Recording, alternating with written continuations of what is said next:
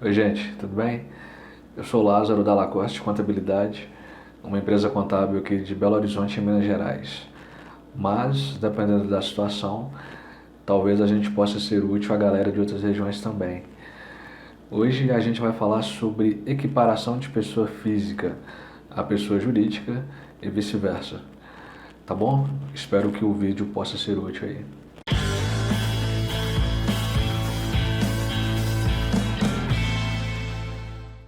Então, galera, equiparação de pessoa física a pessoa jurídica, ela trata principalmente do recolhimento de impostos, né? De tributos. Quando o assunto é imposto, a melhor opção é a mais barata, né? Assim, dentro da lei, é o que a gente chama de planejamento tributário. Você compara as opções e geralmente se escolhe o mais barato por motivos óbvios, né?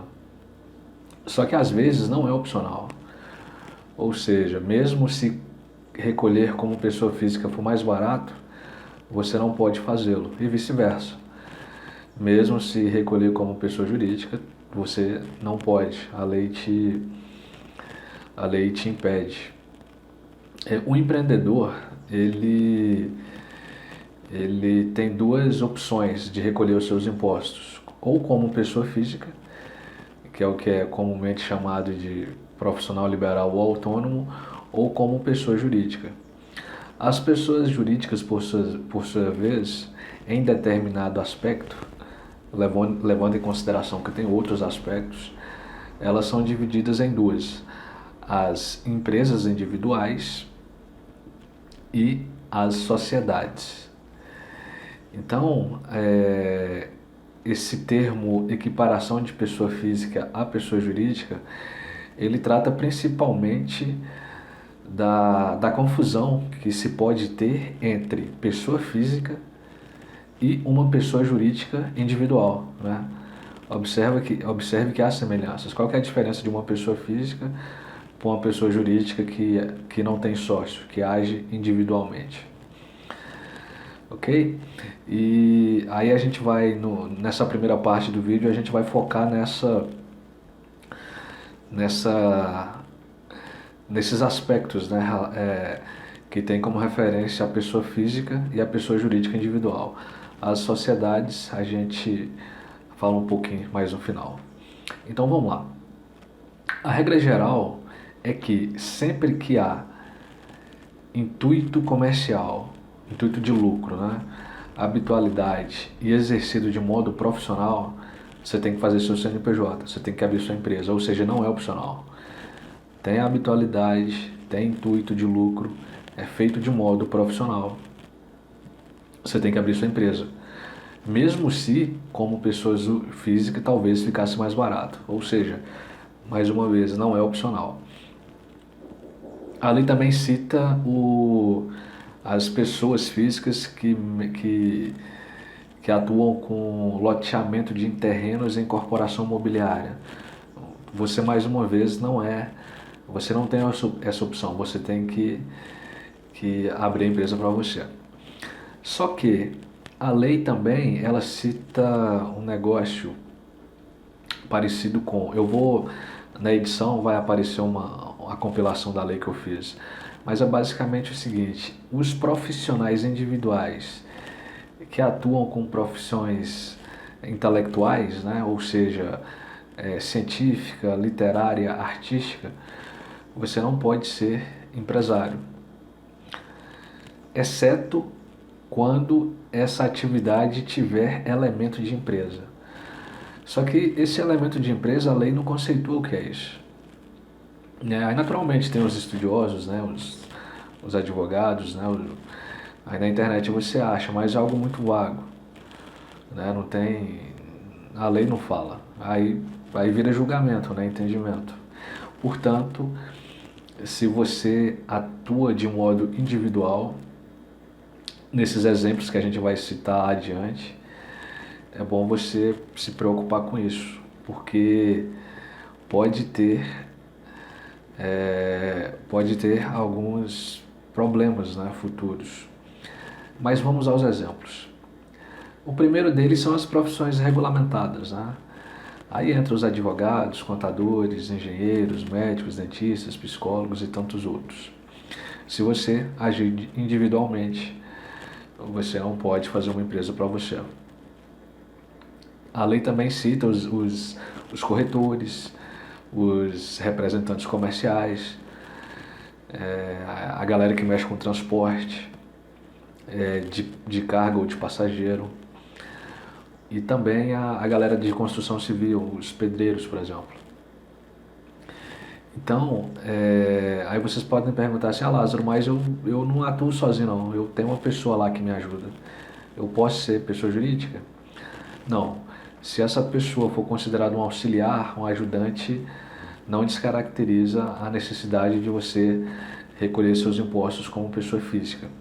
Agora, se você atua em parceria com um outro profissional e onde a capacidade dele, o conhecimento dele é similar à sua, aí você deixa de atuar individualmente e começa a atuar do ponto de vista de sociedade. Tá bom? E por que isso é importante? Isso é importante porque imaginemos que você recolha seus impostos adequadamente, corretamente, no prazo, como pessoa física. Só que se você for obrigado a recolher como pessoa jurídica, isso pode te trazer problemas. E o governo geralmente ele trabalha com 5 anos, né? Então ele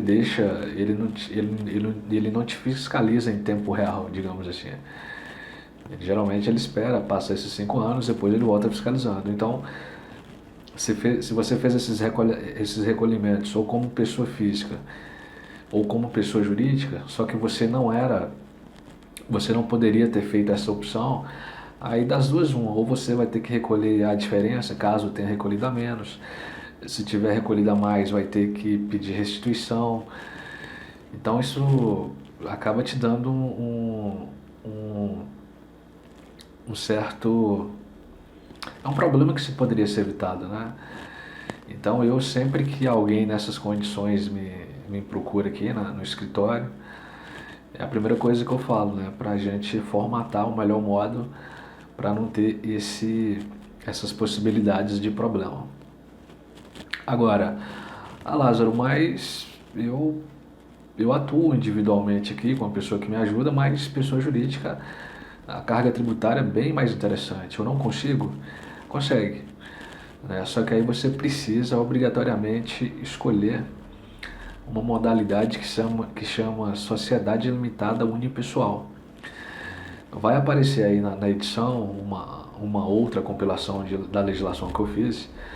Observe que a lei, né, que trata o Código Civil, no caso, que trata do direito da empresa, ele segmenta os empresários e as sociedades.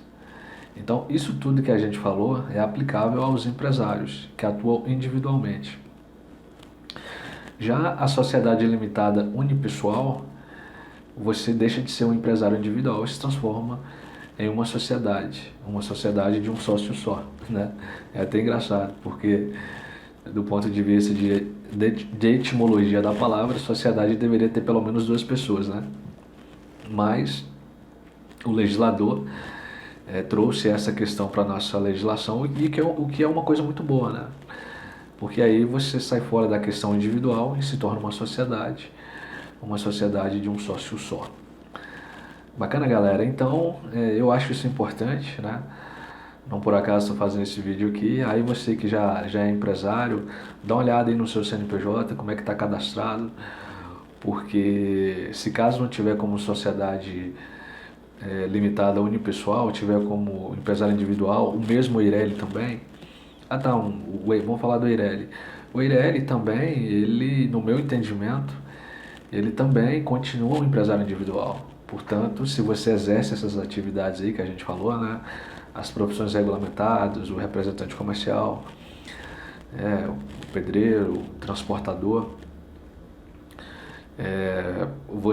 no meu entendimento, é que você não pode ser EIRELI também. Por quê? Porque é a mesma coisa, você continua sendo um empresário individual, né?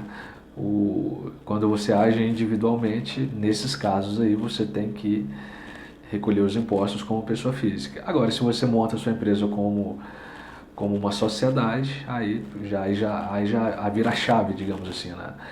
você sai fora da questão individual e vira uma sociedade. A sociedade de um sócio só, né? A lei permite isso. Agora então me parece mais seguro.